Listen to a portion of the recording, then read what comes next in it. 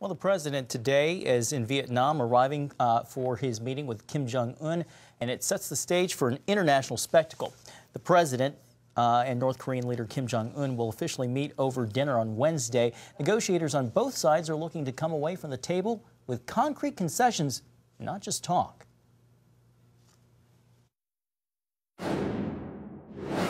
Well, Guy Taylor is the chief foreign correspondent with the Washington Times, and he's traveling with Secretary of State Mike Pompeo in Vietnam. Guy, I have to say, you look pretty coherent, given that you're probably really jet-lagged. When did you get in, and have you had much of a chance to sleep? No, yeah, we got in early this morning. Of course, we're 12 hours ahead of you, so it's been kind of a busy day of running around here. Guy, we know that there's a formal dinner on the schedule along with many meetings. What's on the agenda? What can you tell us about what the two leaders will be doing there in Vietnam? The big question becomes then what happens in the big climactic moment, which will be Trump's and Kim Jong-un's presumably a press conference on Thursday morning U.S. East Coast time. It'll be Thursday night here, where we really get a sense of whether or not anything got achieved other than another Singapore summit, another meeting where a lot of vague talk of denuclearization comes out. Do they really achieve something? So the big question now is what would be in a joint statement? The U.S. side is considering putting weight behind what could best be described as a peace declaration, basically informally ending the Korean War. Remember, the Korean War was frozen in the early 1950s by an armistice, not a peace treaty. So this peace declaration would be a major step toward a peace treaty, and it would be like a security guarantee to the North Koreans that the U.S. is no longer on a war footing toward them.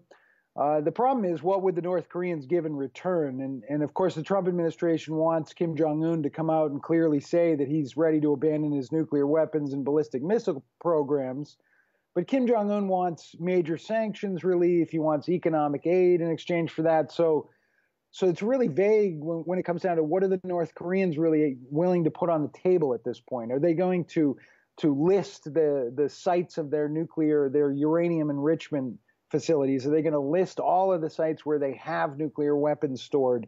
Are they going to use the word inspectors in the press conference? Will Kim Jong-un come out and say, well, not only do I agree to pursue denuclearization, but actually I'm willing to consider allowing international inspectors into North Korea? That type of a thing would, even though it might seem small and insignificant in the big picture, that would be a major, major breakthrough. For the North Koreans, does it look like, and I'm going to use your words, that they're just trying to wear down the U.S. or possibly even wait out the Trump administration's term? It definitely looks like that could be a possibility. You know, you have to put a lot of faith in Kim Jong-un in this idea that he is this young and different dictator who wants to take North Korea in a totally different direction in the 21st century. You have to put a lot of faith in that to believe that anything other than what you just described is what's happening, which is basically like a kind of kabuki theater where these things just play out. It's a major media splash. Everybody feels happy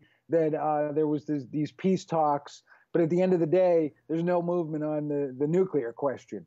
North Korea continues to grow its nuclear arsenal. North Korea still has intercontinental ballistic missiles. U.S. intelligence claims that North Korea has ballistic missiles small enough to fit on an nuclear weapons small enough to fit on an ICBM that could reach the U.S. homeland.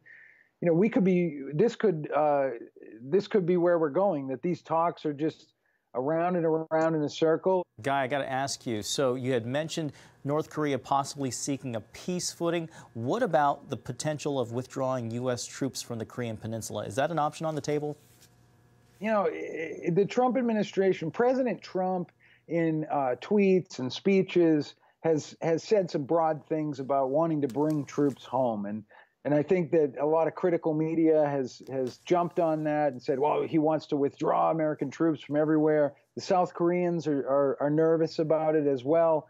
But I don't think that President Trump has really openly said that troop withdrawal from South Korea, where American troops have been for well over a half a century, that's even on the table at this point. Guy, final question for you. What does President Trump need to get out of this summit to paint this as a win?